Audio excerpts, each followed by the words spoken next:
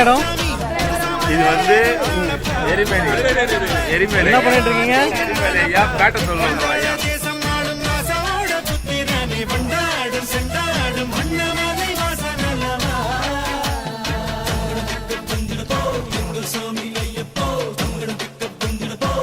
சாமி ஐயப்போ கண்ணசாமி